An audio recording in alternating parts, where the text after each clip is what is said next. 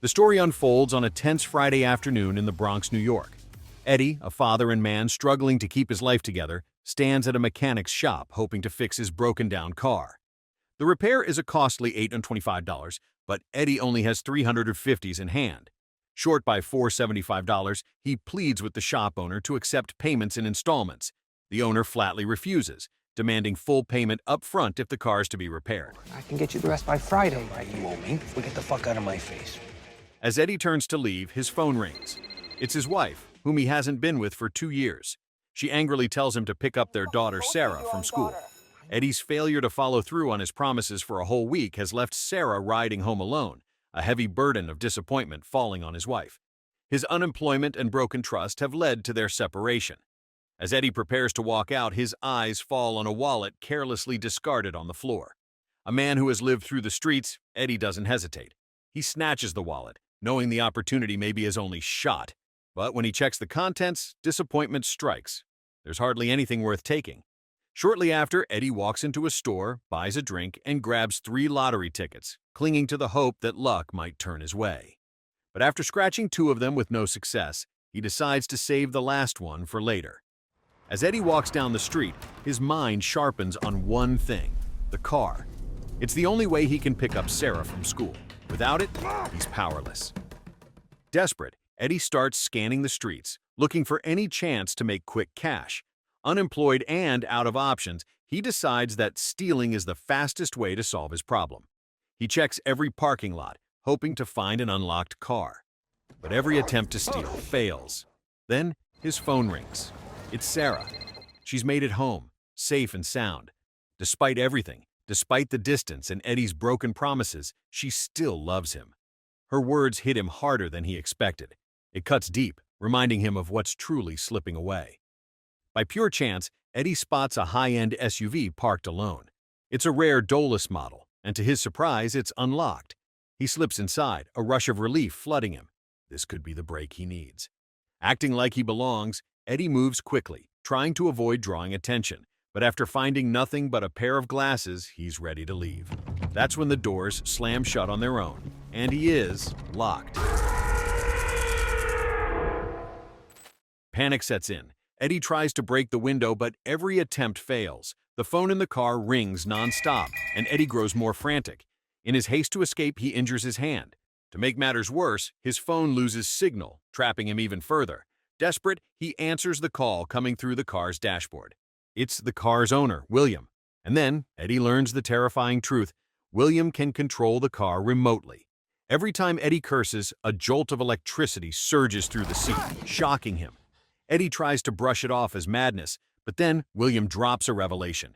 Eddie is the 7th person to try breaking into the car. In disbelief, Eddie grabs a gun and fires at the door, hoping to force an escape. The bullet ricochets, hitting him in the foot instead. Pain explodes in his leg as blood begins to pool. He groans, realizing he's caught in a deadly trap. As Eddie struggled inside the locked car, a woman passed by, using the window as a mirror. Desperate, Eddie shouted and pounded on the glass, but the one-way window blocked any view of him. The woman walked on, oblivious to Eddie's trapped and panicked state. Soon after, William revealed his identity. He was a doctor and began detailing the car's features. The walls and windows were bulletproof, the interior was soundproof and vibration-proof, and the car had a signal jammer that explained Eddie's failed attempts to escape. At that moment, William scolded Eddie for breaking into his car, pointing out the consequences of his reckless actions. William's goal was clear. He wanted Eddie to understand the gravity of his mistake and apologize. As William continued speaking, Eddie's blood loss took its toll. He passed out.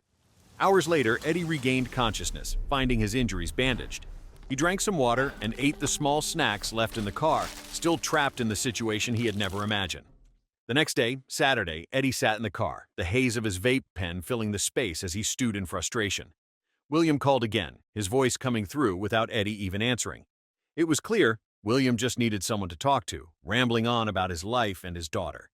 Eddie, fed up with his endless confinement, the hunger, the thirst, and the constant irritation, lashed out, cursing William. In response, William hit him with another shock from the seat. But that wasn't enough. He cranked up the air conditioning, turning the already unbearable car into a freezing trap. And just to add insult to injury, William blasted a yodeling song, one Eddie could barely tolerate. As the hours dragged on, Eddie's frustration built, his body numb from the cold. Reluctantly for his own survival, he apologized to William. Only then did William turn off the air conditioning, finally restoring the car to a more tolerable temperature. The next day, Eddie had no choice but to use the bottle he had been drinking from for his most basic need. Frustrated and desperate, he tried once again to damage the car door, hoping for an escape. But, as always, his efforts failed.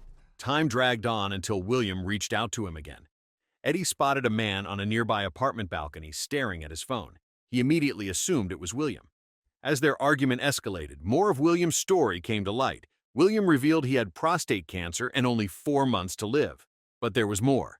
William didn't trust the justice system, believing it was manipulated by corrupt powers. He wanted to take matters into his own hands, punishing Eddie as a way to impose his own form of justice.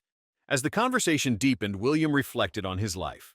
Once poor, he had worked relentlessly to change his fate, rising to become a successful and wealthy doctor. On the other hand, Eddie admitted to having committed several crimes in the past, but he drew a hard line at murder. He condemned William's vigilante justice, calling it immoral. William, however, remained unshaken and ended the conversation, once again blasting the yodeling song Eddie couldn't stand. As night set in, Eddie's thirst became unbearable. He began to seriously consider drinking his own urine. To make matters worse, the heat in the car was unbearable. William had turned the heater on, leaving Eddie sweating and desperate. Then, just when Eddie thought he might lose his mind, William called again. Desperate for relief, Eddie revealed his true identity, hoping it might convince William to give him a drink. Moments later, William told him he could take a bottle of water from the front of the car. It was then revealed that William had placed the bottle of water in the car while Eddie was unconscious, taking the chance to tend to Eddie's wounds. What is the magic word? Please. William explained that he wouldn't let Eddie die in the car, emphasizing the immense amount of money he had invested in the trap designed for anyone who tried to break into his vehicle.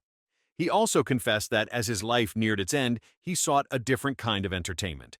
After their conversation, Eddie absent-mindedly scratched off his last lottery ticket. To his shock, he won $500. With that amount, he could finally afford to repair his car. No longer bent on harming William, Eddie decided he wanted to leave the car peacefully. He apologized, acknowledging that breaking into William's car and trying to steal was wrong. But William wasn't swayed. Despite Eddie's remorse, he still refused to let him out. He reminded Eddie of his past crimes, petty theft, and property damage. As a result, the lottery winnings Eddie clutched meant nothing. William declared that Eddie would never leave the car. For the sake of his daughter Sarah, Eddie swallowed his pride and begged William for mercy, hoping he might show some compassion and let him go. But William stood his ground, refusing to free him. As a small acknowledgement of Eddie's humble plea, William allowed him a small cake that had been sitting on the dashboard. While reaching for the cake, Eddie noticed something unexpected, a circuit board with buttons controlling the entire system of the car. He waited patiently, making sure William wasn't watching, before quickly snapping a photo of the board. The buttons clearly controlled everything, including the car's engine. Seizing the chance, Eddie tried to disable the car's electrical system in an attempt to unlock the doors, but his efforts were futile. He couldn't reach the components, and just as he was trying, William caught him. He scolded Eddie sharply and reminded him that he was always being watched. As time dragged on, Eddie tried to press the power button with his foot, hoping to remain undetected. But nothing worked. Parched and desperate, Eddie finally had no choice but to drink his own urine from the bottle. Once he managed to get some relief, he repeatedly pressed the power button until the engine finally roared to life. With the car running, he began to drive, his mind racing for a way out. Let's go, yeah! But William was already one step ahead.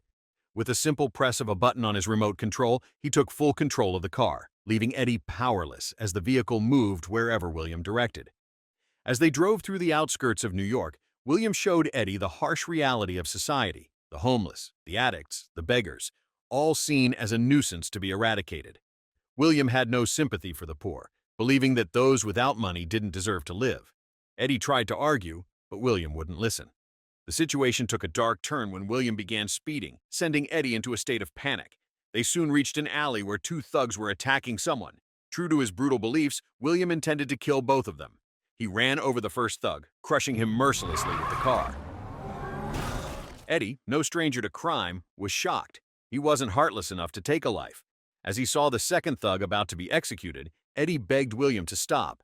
William promised to release Eddie if the thug could get up after the first impact. But when the thug stayed on the ground, still writhing in pain, William ran him over again, finishing him off without hesitation. He felt no remorse, convinced that criminals deserved death. Eddie, horrified, called William a psychopath as the car sped toward its next destination. He realized his life was at risk, with William driving recklessly at breakneck speed. While on the way, William suddenly slammed on the brakes, sending Eddie crashing into the dashboard, knocking him out cold. Tuesday morning, Eddie finally regained consciousness after hours of unconsciousness, his mind hazy as the car continued to move. William wasted no time revealing shocking news. He had recently visited Eddie's wife's apartment and even met Sarah there. Eddie's family had no idea, as William had disguised himself as a member of a social welfare organization. William then showed Eddie that he hadn't supported his wife or daughter in 2 years. Eddie tried to defend himself, claiming he had started making efforts to help his family again. But William didn't believe him, convinced Eddie didn't deserve to be a father. William then drove the car to Sarah's school.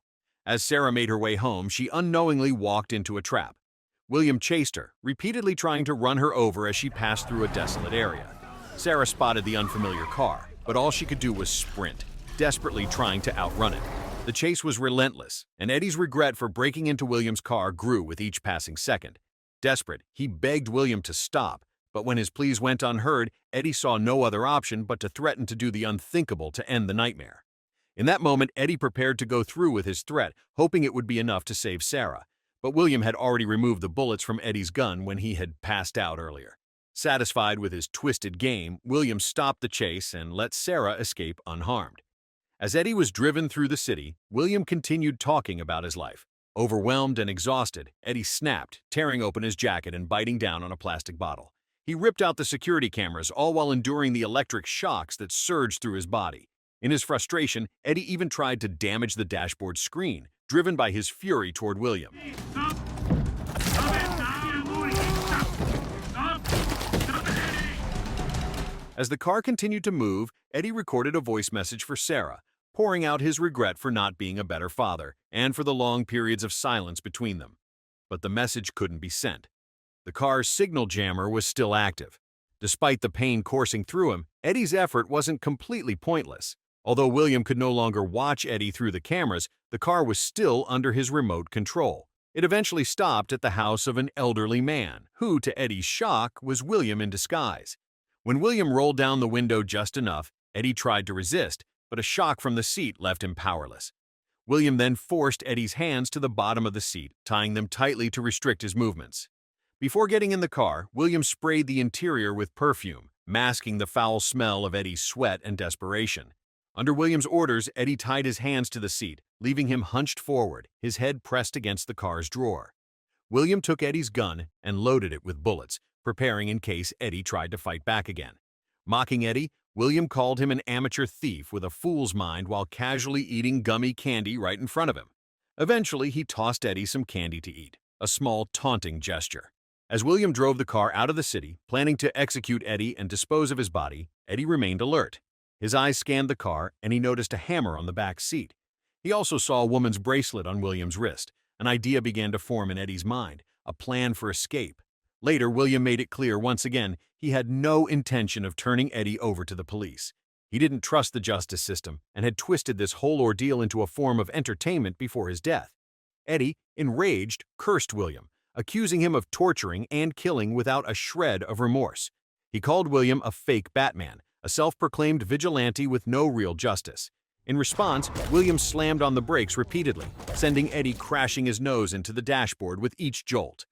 Once the pain subsided, William revealed the dark truth behind his actions. Years ago, William and his daughter were robbed. After taking their money, the robbers shot and killed his daughter right in front of him. Traumatized by the loss, William modified his car into a trap, seeking to punish criminals in his own way. The tension in the car reached its peak. In the chaos, Eddie's foot accidentally pressed the button that shut down the car's electrical system. The car lost control and plummeted into a ravine. Amid the crash, William's gun went off, the bullet ricocheting and striking him in the process. The moment after the crash, Eddie snapped back to consciousness and immediately started fighting to break free from his restraints. Once he was free, he attacked William just as William regained his senses and reached for his gun. Seconds later, Eddie's phone rang. It was Sarah. With the car's signal jammer now disabled, Eddie answered, not wanting his daughter to worry. Despite his voice sounding strained and urgent from the chaos, he reassured her that he was fine. Before hanging up, he promised he would pick her up from school, just as she had asked. The car began to catch fire, and William, gravely wounded, refused to unlock the door. It was clear he wanted to die alongside Eddie. But with William powerless, Eddie grabbed the hammer from the back seat and smashed the window, finally escaping the wreck unharmed. Once outside, Eddie felt a surge of relief as he realized the $500 lottery ticket he had won was still in his pocket. This meant he could finally fix his car. With the help of a passing driver, Eddie made it to the mechanic's shop only to learn that the repair would take longer than expected. With the little money he had left, Eddie bought a small bicycle from the shop. Pedaling furiously, Eddie managed to reach Sarah, though he was late. The events with William had taught him harsh but valuable lessons, and Eddie made a firm promise to himself he would be a better father. With that, the story came to an end. So, the moral of the story is, if you ever try to steal a rich guy's car, don't be shocked when it turns into a talking torture chamber with yodeling music, electric butt zaps, and a built-in pee recycling program.